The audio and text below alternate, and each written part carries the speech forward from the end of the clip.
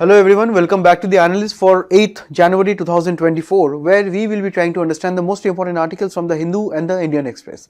So starting with, we will be discussing about the first advanced estimates and the various concepts related to GDP of India. Next, we will be looking at a very interesting case study which will be helping us to learn more concepts regarding the child marriages pertaining to a recent case study in the state of West Bengal. In the next one, we will be looking at recent statements of the Prime Minister of India on the need for police reform in India. In the next one, we will be looking at the Supreme Court Legal Services Committee and we will be trying to understand the various modes of legal assistance in India. And finally, we will be concluding the session with Panspermia, which is a recent term in news related to science and technology. Now, before starting the very first article, I want to highlight two things. First, that the handout of the discussion is available in the description below, so do definitely check it out for your own note making purposes. Secondly, at the end of this video, there will be a quiz where 5 questions are there, where you can attempt and mention in the comments, and also you can attend the same at the community section. So please do attempt the question, because right now I want to highlight that the prelims is just about 4 months ago, right? This is about the first advanced estimates, because recently the government of India via the NSO has released the first advanced estimates on Friday, and this is the last GDP data before the union budget is presented. And let me tell you, the nation is going to polls in 2024 this year, and before elections this will be the last GDP data, and also this particular data will be summing up the performance of the governments over the last 10 years. So this particular data related to GDP will be helping us in assessing the successes on the economic side. Very important for GS3 related to the concepts of Indian economy and the various issues related to planning, development and so on. Now, see, as I already emphasized in the very beginning, that prelims is just around the corner, and that is why we must be having our concepts very strong. So based on that thinking only, I thought that let me discuss you the very basic things of GDP and its calculation, so that it will be aiding you only in your revision, right? Those of you who have already completed, so please do revise alongside. Those who are completely new, they can learn a new concept, right? So win-win situation for all. So see, GDP refers, right, the gross domestic product refers to the sum total of output of all goods and services, right, in a particular financial year. Basically, we know in macroeconomics, the very first chapter is GDP only, the national income chapter. We know that GDP, or basically the national income of any country, can be calculated in 3 ways. The very first way is the value added method. It means that the sum total of output that is produced in the agriculture sector, that is produced in the industrial sector, that is produced in the services sector are summed total, right? And their contributions, this total is actually known as the value added method of GDP. Generally, we know that this is the GVA, or gross value added, right? Next method we know, it is the expenditure method. It means that the residents of a particular nation, what did they spend their money on, right? Now for this we need to understand in what ways a country can expend. The very first way is they can consume. Say you are consuming day-to-day items such as food, right, such as say chocolates and so on, such as even notebooks, such as even say cars, smartphones and so on. This is your own personal consumption, right? Next, investment. Governments say build a road. The private sector says expands their businesses. So these are form of investments. Next, we also have the government sector, right, who also spends, say on salaries, say on capital expenditure and so on. And finally, we also have exports from India and imports into India. So that is generally known as net exports, X minus M. So this is the very formula of expenditure method. And finally, we have the income method, where we know that in any economy there are 4 factors of production, such as the land, the capital, the labor and the entrepreneurship. So primarily, the income method calculates the various salaries, the incomes, the profits, the rent, the interest, right, of all the stakeholders, of all the factors of production in a particular financial year. So this is broadly the three ways in which we calculate our national income. And in this, the Indian organization, the government organization, the National Statistical Office, the NSO, under the Ministry of Statistics and Program Implementation, calculates and releases the GDP figures, right, both on quarterly and yearly basis, right. Okay. Now in 2015, what the NSO did, and it is a very important thing because this was asked in the mains and also a very potential question in the prelims. In 2015, the NSO changed its GDP method to the GVA basic prices. Now you may ask me, what is the basic prices? To understand this before, we need to also look at what do you mean by production taxes and subsidies and product taxes and subsidies. See, when a producer is producing something, for example, say iPhone. When Apple is producing iPhone, right, Apple is say purchasing say screens for iPhone, right, say cases, camera modules and so on, right. There are many raw materials that go into say any production. Also, Apple also need to buy a land to set up a factory. Very simply, let us assume, right. So we can understand that the manufacturers who sell screens, cases, camera modules to Apple, they also say have some taxes, right. These are generally known as product taxes. Correct. Such as if Apple is say importing the screens from China, that is paying say import duties, export duties and so on. That is levied on products. But Apple is also using the land, right? That is not a product. That is actually a form of production, right? That is a form of a fixed asset of Apple. But actually there are also various taxes levied on say assets such as land, such as say various land revenues, stamp duties, registration fees and so on. These are the production taxes. So please be very clear with reference to differences between product taxes and production taxes. Similarly, on the same side we also have production subsidies and product subsidies, right. So this is a difference, and this we will be using to calculate the GVA. What is the GVA at basic prices? It is the GVA at factor cost, right? The gross value added, we can calculate during the gross value added method. So it is at factor cost, and here we have to add the difference between the product taxes and minus the product subsidies. Then we will be getting GDP at market prices. How? We can get the same from the GVA at basic prices plus product taxes minus product subsidies. So please be very thorough with this simple formula. This is for your revision purpose only, and this we all need. Why? Because to understand the way in which NSO calculates the GDP, right, and also the very first advanced estimates, we need to know how the GDP is calculated in the very beginning, right. Now see, whenever the NSO is calculating the GDP data, both say on quarterly basis, say on yearly basis, it always constantly monitors the data that is available in the public domain. For example, say if it is monitoring the agricultural data, it will be doing so over a long period of time, because we understand that in statistics, data collection is itself a very huge task.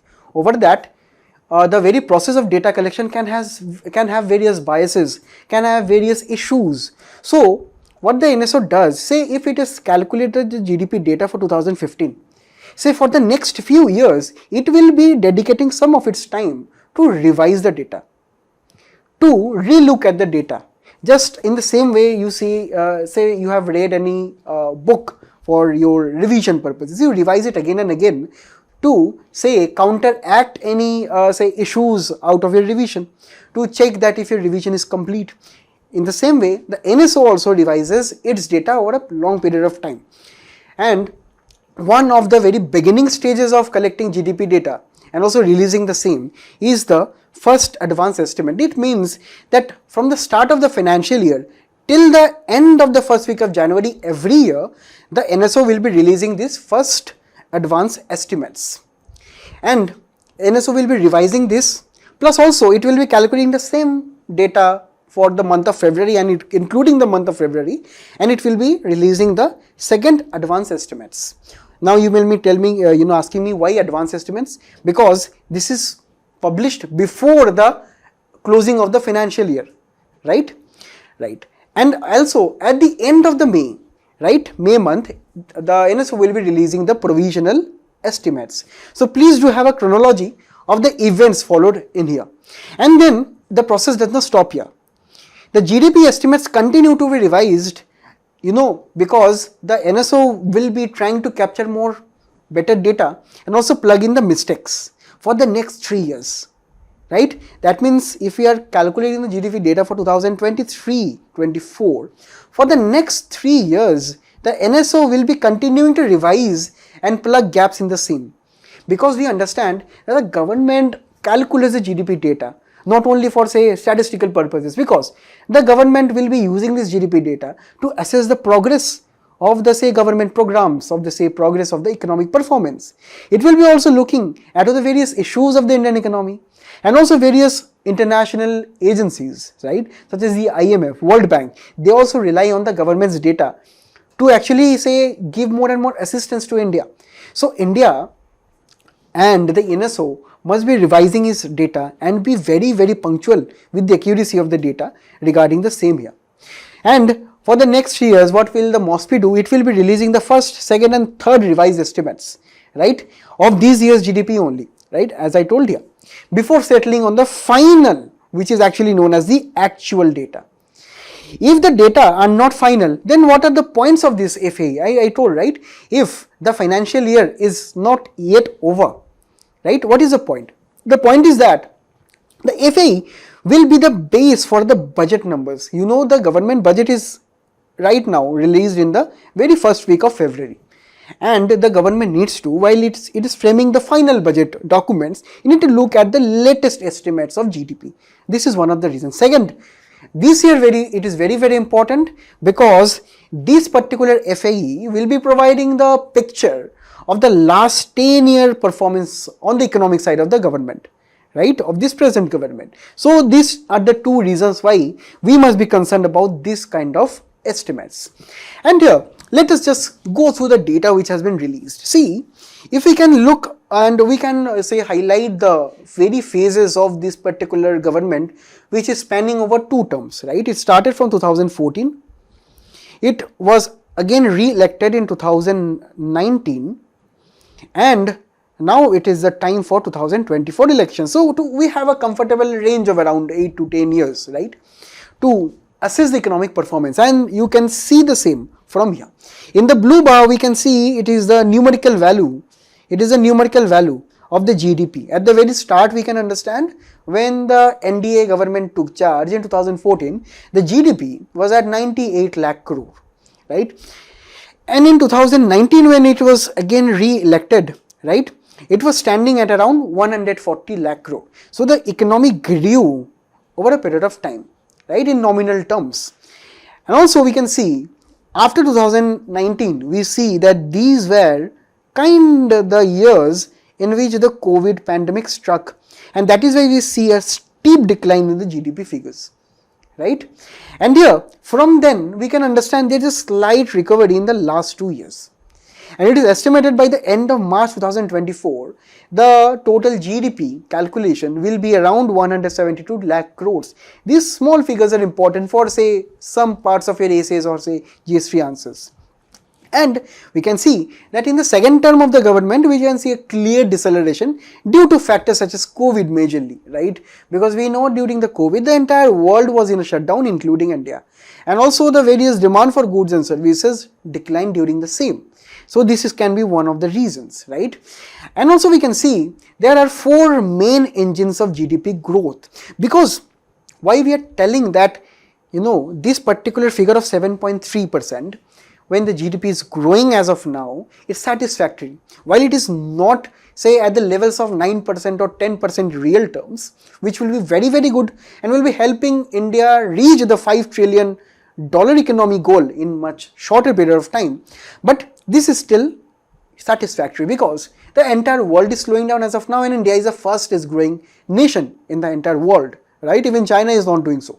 And even the RBI, the Reserve Bank of India, in 2023, it estimated that Indian GDP will be growing in the range of 6 to 7%, but not more. But in actuality, it is increasing or say growing at a much faster pace and also exceeding the RBI's expectations. So it is a good sign. And also we can see that there are generally 4 engines of growth. The very first engine is the private final consumption, or the very C component that we discussed very earlier. That is why we always need to learn the basics first. See, consumption in India is kind of increasing over a period of time, and also we can see this is attributing to 60% of India's GDP calculation.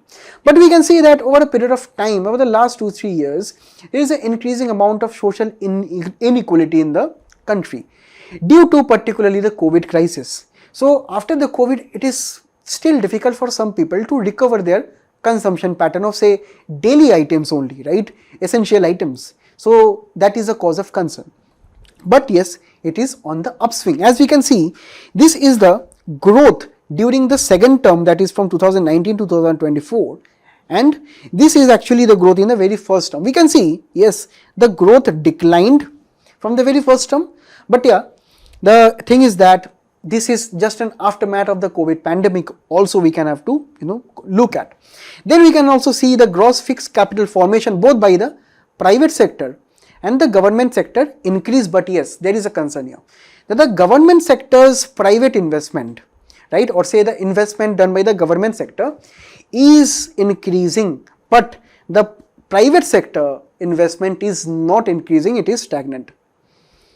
We can understand that the government has many schemes for infrastructure development and so on, but the same is not been reflected by the private sector because there can be some insecurity in the market for some reason, and particularly those reasons are attributed to moderately high levels of inflation, the increasing of interest rates by the Fed in the US, the global slowdown which is happening, and also the aftermath of the COVID that still lingers on, and also the various conflicts international arena such as the Russian-Ukraine crisis, the Israel-Palestine issue that is going on right now.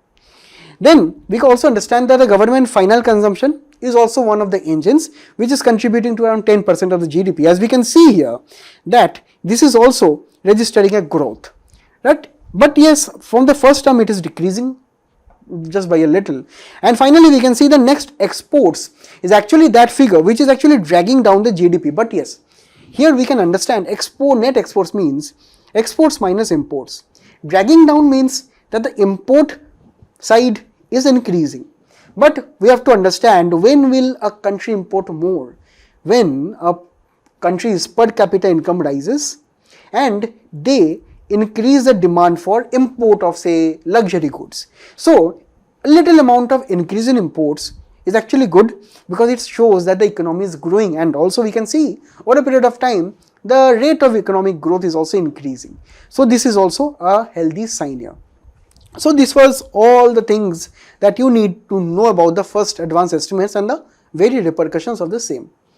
And here we have a practice MCQ for all of you, a very simple one regarding gross value added method at basic prices which I discussed. You can give me the answer in the comments and let me know. Finally, we will be going to the second topic that is related to a case study in the state of West Bengal regarding child marriages, because recently a study has been quoted in the Lancet, very important for GS1 where we have poverty issues, role of women and their problems and remedies and social empowerment. So for GS1 and also for GS2 where we have social justice, this topic is very important. See, child marriage is a cause of concern, right? We know, because marrying of young girls at an age at which they are not ready due to their say reproductive rights and say due to their inability to deal with maturity at certain age, and also at an age where they did not even attain educational and say a little level of intellectual development, it is perceived as a social evil, right? And we can see a study by the name of prevalence of girl and boy child marriage across states and union territories in India from the period of 1993 to 2021, a repeated cross-sectional study. This is a study which was quoted and published in the Lancet, a very famous publication. and you can also quote the same in your answers. Now let us understand what are the observations of the same. See, the study is saying that 1/5 of the girls in India are still married below the legal age in India. As of now, the legal age is 18 years, right? And here there is a bill in the government, by the government, which is still pending in the parliament to increase this 18 years to 21 years for girls. But as of now, it is 18 years, and yes, 1/5 of the girls are still below the same. And here we can see the overall decrease in across the countries regarding child marriage. Well, this is a good thing, but there are some states such as Bihar, West Bengal, Uttar Pradesh and Maharashtra where half of the burden of total headcount of child marriages are taking place here in these states, in these 4 states. But here, of these 4 states, we can see the absolute number of girls here under child marriage is at 32.3% in the state of West Bengal alone.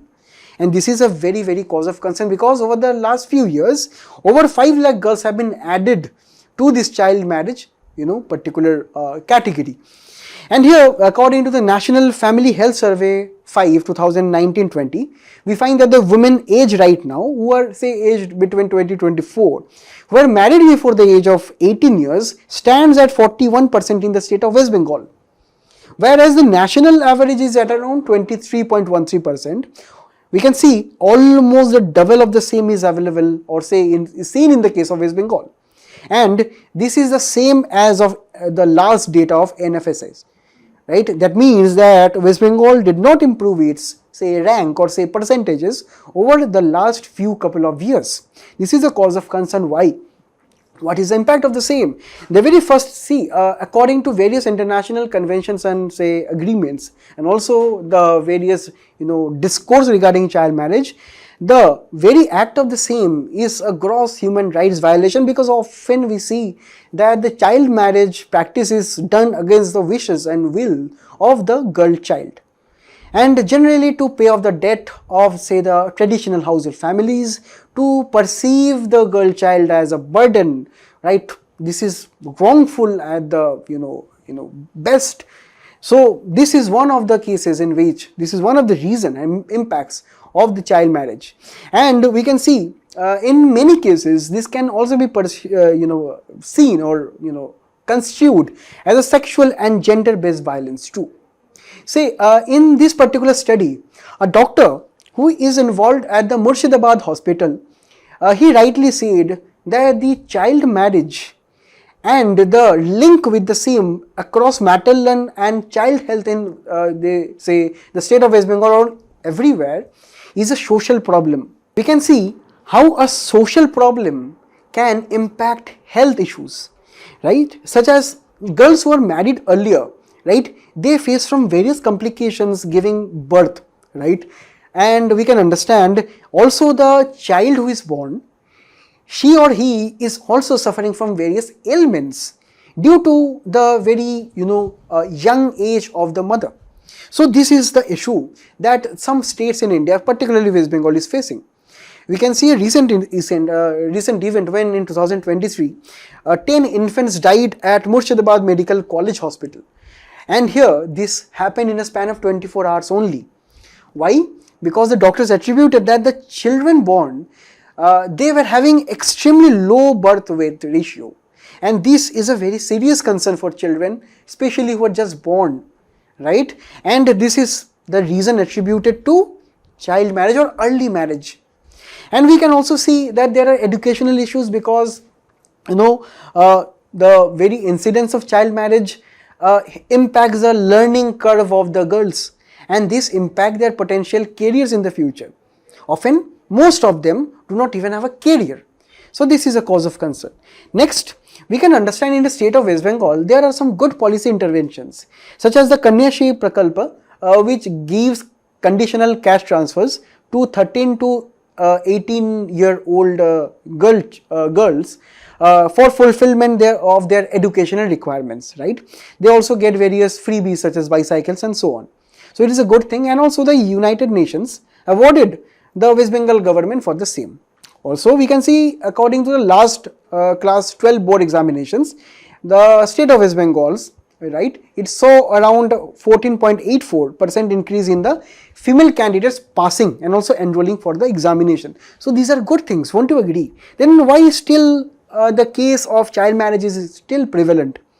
Because this is a puzzle for the policy planners and the researchers. We have to understand why. We have to understand that the research has concluded often we find that there is no direct correlation between literacy rate and child marriage. Very, very important, because it gives an example of the Purba Madinipur district. Here the literacy rate is 88%, but still one of the highest rates of child marriages in West Bengal come from this district, that is at 57%. So we find, are there any relation between literacy rate and child marriage? No, we cannot say, right? This is a very, very important point that you can highlight in your mains answers, and please do use these case studies to highlight or say bring in differences. Then we can also see that the migration of say laborers and of the various workers from the state of West Bengal to various other states, this is also attributed as one of the reasons behind this particular increase in child marriages, because men who migrate to other states, they do not want their girl children to leave to leave them behind unmarried. So this is also one of the reasons due to the which is increasing the child marriages. And finally we find there is another very interesting scheme, which is Rupashri Prakalpa. This is what? This is actually a government scheme given by the state government, which is intended to increase say incentives for girls who are going for marriage. Often we find that there are various communities or say various sections of the population who find it very costly to get married. So the government, it is providing some incentives for those people with say some cash schemes and so on to help them get married. And here the people of some regions in West Bengal are misusing this particular incentive and also misusing the Kanyashri Prakalpa to siphon up the funds from here, and getting their girls married off at a very early age. So we can see these are the issues at the very grassroots level. And here we have to understand that the implementation of the central law is also kind of facing issues, such as the Prohibition of Child Marriages Act of 2006. We can understand the cases registered in West Bengal is just around 105 to 106 to maximum 110. But we can find the same thing in states such as Tamil Nadu, this number touching to around 200 cases. So we find that the enforcement of the central law is also very weak. And also we find that the central government is yet to pass the Prohibition of Child Marriage Amendment Act or say Bill of 2021, where it is slated to increase the marriageable age to 21 years for girls. This could be a good step in the direction, because we can understand if we can extend the age of marriage, this will be helping in the enforcement of the same. And finally, we can understand we have to create awareness across panchayats, schools and local communities about this issue of child marriage. We have to give more and more economic support to them, funds to them, and build more and more employment opportunities for the girl children, and also who are graduating from college, and we have to upskill them. So this awareness must be promoted at this particular grassroots level. And finally, we have to also inculcate the political will to enforce the existing laws. It is not the fact that the existing laws are weak, but the enforcement of the same is weak, right? So that is the case of cause of concern here, and this is the particular way to go ahead. In the next one, we will be looking at some of the speech made by the Prime Minister on the need for police reforms in India, because stating that the new criminal laws, which were also discussed in the previous analyst sessions, which were framed with the spirit of citizens first, dignity first and justice first. The Prime Minister of India said that the police now need to work with data instead of data. That means police of India need to change their attitudes regarding the law enforcement, and this is the very prod that is coming from the Prime Minister of India. Very, very important sections from two aspects, such as GS2, where we need to look at the various aspects of governance and the role of civil services in a democracy.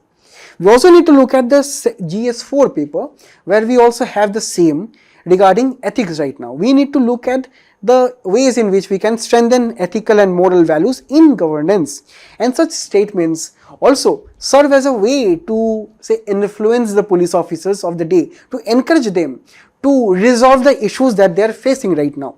Now, what are the issues that they are facing right now? The very first is the colonial legacy. The Police Act of 1861, right, which was eventually repealed by many of the states, and even some fragment of the same is still continuing in many of the state governments, right.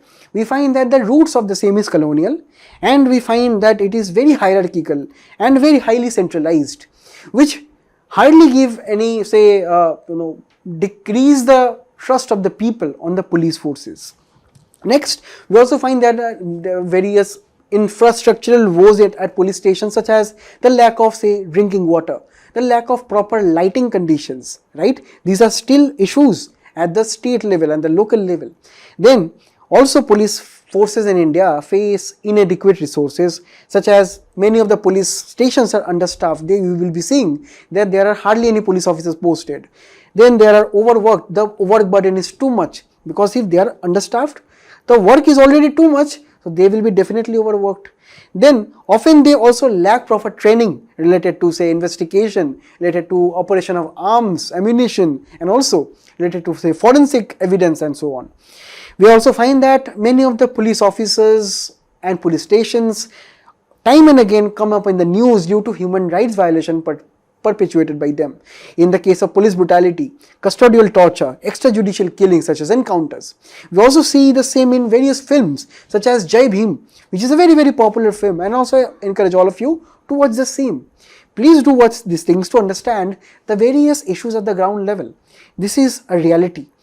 Next, there are various instances and allegations of corruption done by the people, and also the nexus that the people have with the police, and the police have the nexus with the politicians, and the corruption allegations, corruption triangles, rectangles going on, right. So this is also one of the various main issues, pressing issues of the police forces. Then we also find that the too much of workload and stress also burns out the police forces. It sometimes causes suicides, psychological stresses, and so on. This is also a very serious issue. Then we find that in the Indian police force, according to the various committees and also the second ARC commission, we find that the constables constitutes around 86% of the police forces, and they are not regularly promoted, so their morale is always down. And finally, we find that the police still uses outdated technology and also forensic capabilities. Especially we see in the Arushi Talwar cases, proper evidence was not collected, and that is why the case still remains unsolved. And there are many various instances, such as the rise of cyber crimes, the rise of scam calling centers, and so on. The police is not able to combat the same because the technological awareness and also the availability of the same is very, very limited. Here, the highlights from the Prime Minister's speech we have to understand. Also, we have to inculcate the same in our answers. The Prime Minister gave his particular advices to the particular police officers who were present at the meeting. He said in the very first instance that the perception of the police forces needs to change. The police forces must be inculcating the spirit of citizen first, dignity first, and justice first, right. It must not be that the justice should be first always. Citizens must also be taken forward, because we find in India many of the people fear the police. The police must not be feared, right. They are just government workers who are solving law and order issues. They must not be feared. So the perception of the people must be changed by the police themselves. They need to work with evidence, data, not with danda. This kind of particular practices by the police are creating this fear. So the police must act with data and not danda. Next, we have to also understand that the safety of women is also very, very important. The Prime Minister told that the women workers must be working fearlessly, kabhi bhi or kahin bhi. and here the police must be focusing the safety of the same. Next, it also has to build a positive image by using social media, such as you can see that the UP police, the Delhi police, they sometimes release memes, right, to educate the people, not for any funny incidents or so on. These are very, very serious issues. So they try to educate the people regarding many things, right? And also at the police station level, the police station officers can influence or say call the local influencers on Instagram, Facebook. They can collaborate with the same.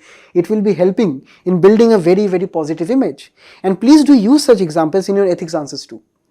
Next, the police stations, police officers, they can also organize sports events at the local level.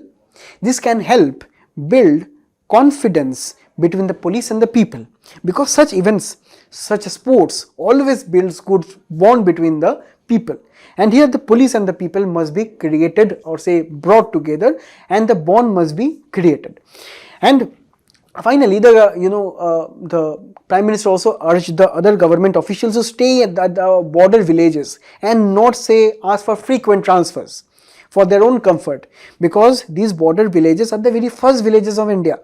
If you go to the states of say Himachal Pradesh, say Uttarakhand and so on, right, all the mountain states, we can see that at the very northern states or at the very northern parts of the states, we find the villages are called border villages, and the conditions there are very pathetic. The infrastructure is not good, the various connectivity is not good, and that is why the police officers, the government officials are not very encouraged or say do not feel encouraged to stay there. But the Prime Minister is asking that you must be doing public service, not private service, right? You must be staying there, you must be helping the local people, and if you stay and help the people, you can gain people's trust, and it will be building or say creating a better image of the government. And finally, if all these things are considered, this will be also creating a good or greater vision to develop India, or say to help develop India by 2047 to new heights, in which India calls that it is the time for Amrit Kal, by the time which India may be becoming a developed country. So this is the overall ambition of the government in the same. And here, what are the other reforms according to the various committees, commissions and so on they have suggested? The very first we can look at, and you can use these particular committees in your and also Supreme Court cases in your mains answers. The very first is about the Ribeiro Commission in 1998. This commission suggested that there should be a police establishment board in every state, where it will be constituted of the DGP of the particular state and other senior police officers who will be looking at the various issues of transfers, postings and so on in a very, very transparent manner, in a recorded manner, in not ambiguous ways. Next, there must be an independent police recruitment board for non-gazetted posts, it recommended. And finally, it focused on the need to increase training in investigation, evidence and so on. Next came the committee related to the reforms suggested related to constables. Right, this committee suggested that the constables must be promoted, right? They must be given opportunity because they represent around 86% of police forces. So they must be promoted, their living conditions must be made better, and their pay structure should also be made better to increase the morale of the forces. Next, in the Prakash Singh case, the Supreme Court observed in 2006 that there should be a State Security Commission to actually advise on important crucial policy matters related to police appointments, police structure, reforms and so on at the state level. Next, the appointment of the Director General of Police, that is the DGP, it must be happening in a very, very transparent manner, and also they must be having a tenure of a minimum of 2 years. Next, there must be a separation between law and order and investigation branches of the police. This was also recommended in this committee, where it means that we must be separating the law and order and the investigation side, right? Because these two are separate things, and the police officers are burdened because they have to deal with the two things at the same time. So let us create different departments at the state level, and here it can do the same. And also a police establishment board for transfers, promotions, postings and so on. Many of the recommendations of this particular Supreme Court judgment has not been implemented yet. Next, we also have the Model Police Act by the center, because we know that the police is a state subject. The center cannot say have any overarching legislation on the same, because it will be violating the basic structure of the constitution. So time and again the government can propose a model act. Related to agriculture it did, right? Related to police it did in 2006 by the Soli Sorabji committee. These committees are very important for prelims and mains, right? It prodded some good reforms which some states did implement but some did not. So convergence across all the state governments it's lacking. Finally, we also find the Malimat committee, which looks at the reforms that need to be in the criminal justice system, right? And this also focused on the need for police reforms, particularly to reduce the number of human rights violations and so on at the police stations. Finally, we have to also consider some other things such as technological upgrades, installing more computers, installing more, integrating the national police grade across all police stations. These are actually work in progress going on. And also, we have to increase the public engagement according to the Prime Minister's speech also, right? So you can use all these points to enrich your mains answers. Next, we will be looking at the recent Supreme Court Legal Services Committee in news, because right now recently a Supreme Court judge has been nominated as the chairman of the Supreme Court Legal Services Committee. Very important for Indian polity and governance in prelims. So let us start by just looking at what do you mean by legal services and what is the need for the same. If we look at the various articles of the Constitution of India, such as the Article 14, in Article 22(1), we will be seeing that it is actually based on the justice, based on the equal opportunity of the people. That means that it does not matter if the people or the various sections of the population are poor or rich, old or young, or due to belonging to various castes, communities and so on. Due to those differences, any equality between the people must not be hurt in legal services or in access to legal services, right? The opportunity for the same should not be impacted. Also, in the direct principles of state policies, according to Article 39A, we can find the various key words here, that the state must always be establishing a legal system in which justice must be equally available for all, and also there can be a provision for free and legal aid, right, to ensure the justice opportunities, right? And this must not be constrained by any economic or any other disabilities. So this is the bedrock of the legal services, right? And that is why in 1980, according to the P.N. Bhagwati committee, the very need for legal services and free legal aid was proposed. This was actually started from the 1950s onward, but the committee for the same was appointed in 1980. And following the same, in 1987, the Legal Services Authority Act was enacted, where it is giving free and competent legal services to various eligible groups such as women, children and various other groups too. Here in 1995, the National Legal Services Authority was set up, which will be looking at the implementation of this act.